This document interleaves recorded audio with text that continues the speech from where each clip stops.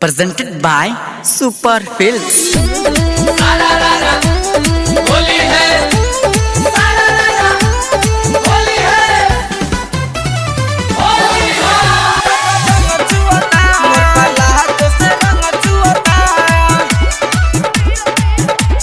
DJ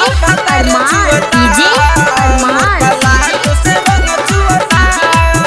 जब दोपहर भातार चुअता मोर पलाज से रंग चुअता मोर पलाज से रंग चुअता जब दोपहर भातार चुअता मोर पलाज से रंग चुअता जब से आइल बटे होलिया रे दुनु रंग काटे गोलिया रे जब दोपहर भातार चुअता मोर पलाज से रंग चुअता जब दोपहर भातार चुअता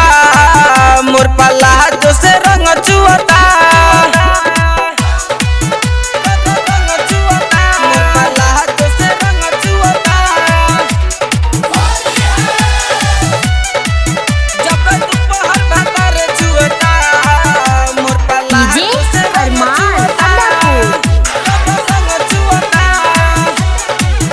ऐसन कैलस गजन पूरा भर गइल मन होते रहे भीतरी से फील गइल जबरी उ सट देह कर चटा चट पूरा देही आई हो गइल गिल ऐसन कैलस गजन पूरा भर गइल मन होते रहे भीतरी से फील गइल जबरी उ सट देह कर चटा चट पूरा देही आई हो गइल गिल रहे रंगवा उलाल कारे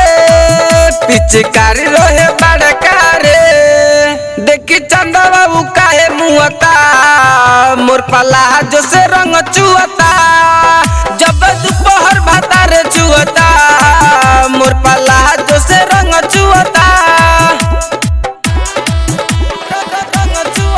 मोर पलाज से रंग चुअता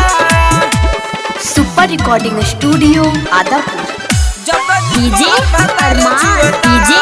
अरमान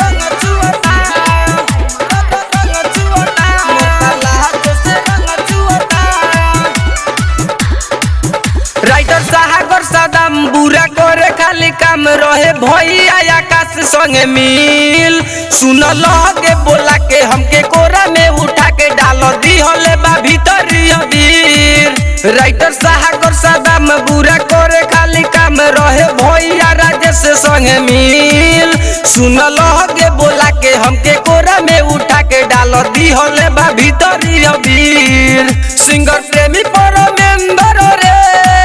ना मनल कहनावा रे जब दोपहर भातार चुअता मोर पलाज से रंग चुअता जब दोपहर भातार चुअता मोर पलाज से रंग चुअता सुपर रिकॉर्डिंग स्टूडियो आदापुर।